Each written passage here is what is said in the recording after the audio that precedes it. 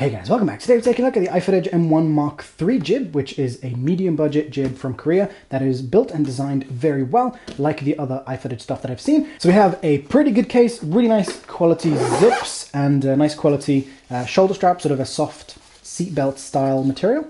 The case is well padded and overall not too heavy to carry as a kit, but keep in mind that you need to fold everything down and remove any adapters and stuff like that for it to fit into the case. I ripped a hole in the side of my case because I didn't remove one of the adapters, so the screw poked a hole in the side of the case. It's made from carbon fiber and metal, built really, really well, and it's almost ready to use out of the box. You don't really have to assemble much. I do really like that there's loads of pockets in the case so that you can keep all the small parts and they're not just dangling around inside. Lock to hold the weights in place. And then a little quick release plate, a ball adapter that can go at the front of the jib. We've got the screw that allows you to use the base that is part of the jib, which is actually a rotating fluid base, which is really nice. This over here is a flat 3/8 inch connection, which means you can mount this directly to a tripod, or I've heard people who want to put this on a slider for various reasons. And you can also use this with this adapter. If you want to use this with a 75mm ball rather than a flat, then it's got that shape to it, so you can connect to that. And this is one of those things that you need to remove from this in order for it to fit into the case without ripping a hole in the case. So I'll be setting this up with the iFootage tripod.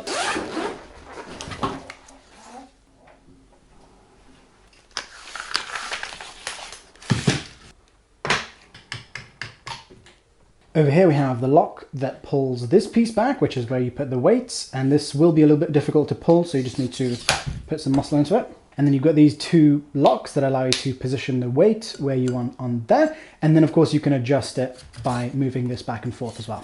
So I'm not going to be using the included quick release plate because it doesn't have any rubber on it. So luckily this fits many other quick release plates. The quick release on this has a safety release, which is nice. It's something that some manufacturers don't include. Okay, so first of all over here what you have is a setup that you can use without carrying any weights together with this, which won't be ideal. Now if you want to travel more lightweight, then you can use these refillable water weights from iFootage, which don't come included with it. In my experience they don't spill, but just be careful with them. Here I'm just going to use some 5kg weights. Now obviously when you use weights like this you need to be really careful that you don't drop them and break something or someone. I'm just going to take a couple of these metal clips and attach them to the end there, just as a sort of double safety thing, just to make sure that if this thing comes loose then it's not going to come out.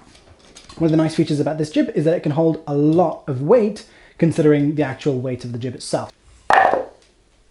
So once I've put these here, then I can adjust how heavy they are by moving it back and forth like this. Now when you do anything like this, especially when it's extended and when working with heavy weights, be really careful. For example here, I'm going to move the camera all the way down to the floor, which makes it much more easy to handle in this situation when I'm removing a weight, because I don't want something here to go moving in a direction I'm not expecting. You want to make sure that your weight isn't able to move or slide back and forth on this when you're using it.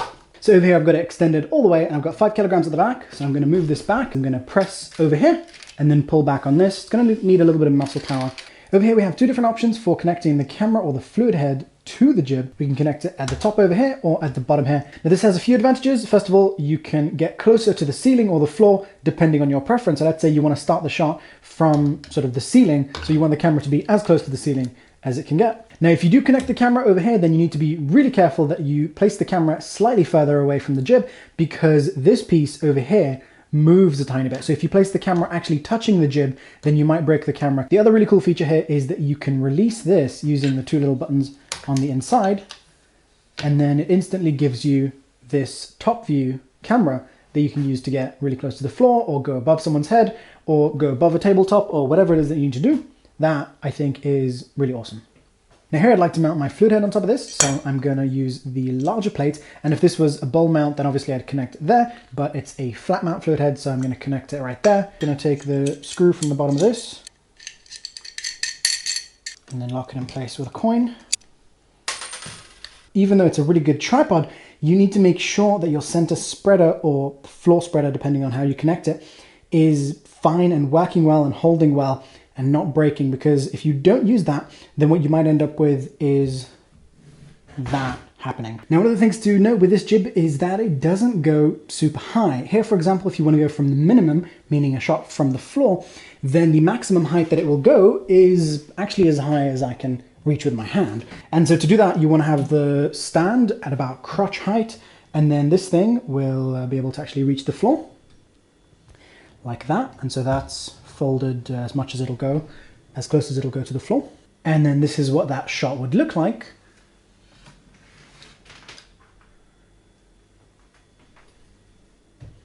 For me, the important point there is that I can do a shot like that going from fairly low to fairly high with my glide cam, which is much easier to set up and much less weight to carry. Here, for example, I've got 10 kilograms at the back of the jib, and at the front I've got the Sony A7S with the 28mm lens and a big metal fluid head.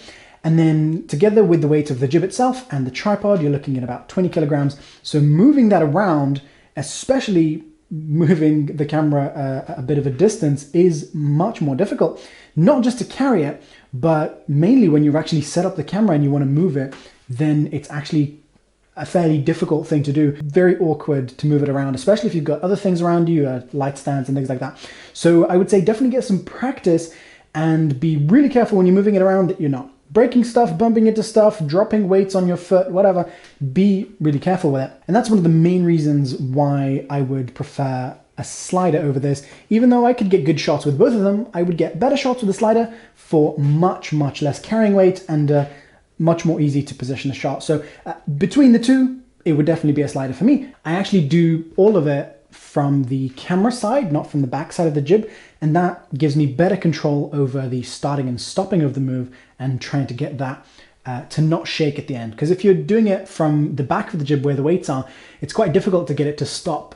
The handle and lock on this ball mount is actually really nice and allows you to fairly easily make adjustments to the tilt of this. And you've got a nice little bubble level in the center there, which is pretty easy to see. And in my experience so far, it hasn't been a problem making adjustments to this with weight on the jib, but you do want to be careful when you do that. Over here, we've got a really nice smooth fluid base for the pan. And then that means that you don't have to put this on top of a fluid head like most others. So much better, much stronger. Now the lock here is really tiny, but surprisingly strong. Here in the center of the pole, we've got a really beefy connector right there to extend the pole or shorten it. And then a nice one at the bottom there. And changing the length of this one allows you to tilt the camera forward or back. But once you've got a camera on there and you've got a weight at the back, especially with heavier cameras, since this jib is intended for heavier cameras, it's not exactly the easiest thing in the world to do fine adjustments with this because the camera wants to tilt forward like that. Now you can do it from here and actually hold it there, be really careful on your fingers, and make the adjustment and lock it, but you might find that is still a little bit more difficult with a heavier camera. So for that reason, iFootage have added this adjustment here, which allows you to do sort of a fine adjustment of the tilt of the camera and get it just perfect without having to fight the weight. And that's much easier to do, especially when you've got a heavy weight on there. And you've actually got quite a lot of movement there. If you keep spinning this, that will actually go quite far and do quite a lot of tilt just with that adjustment alone. Over here we have a really nice adjustment for how much the camera tilts when you lift the crane up and down. So here we can move this up and down as much as we want and then lock it in place. Here it is with the bottom pole lowered all the way down. So here when we're straight like this, then the camera is pointing straight. And then as we lower this, you'll see that the camera starts to do that. There it is at the bottom position and at the top position pointing down that way. And so that allows you to get shots that sort of follow a subject as your crane moves up and down, sort of like you do with a slider that way, except you're doing it up and down like that. Now over here in the center, we have this lock that doesn't really lock, it just sort of adds a little bit of pressure.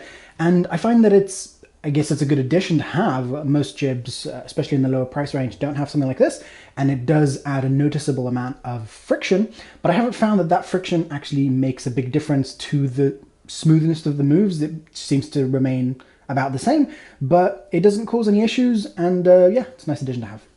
So in conclusion, I would say this is a very good jib. If this is in your price point, then it's a very nice option. The limitations are that it's not super long, but it is overall very nice to work with. Now, would I prefer this or a slider? For me, it's a slider because the slider is easier to move around, and for me, easier to get very, very slow controlled moves, which for me are more important than the longer range that I'd get from a jib. So for me, if it was a choice between one or the other, it would be a slider, but this is a very good jib. And in case you're wondering about a slider, my recommendation is still the iFootage slider, still the best that I've seen. So thanks for watching, guys. If you want to support the channel, then you can get one of these through the links below. And of course, subscribe and check out my other videos on the channel. So thanks for watching. I'll see you guys soon. Bye.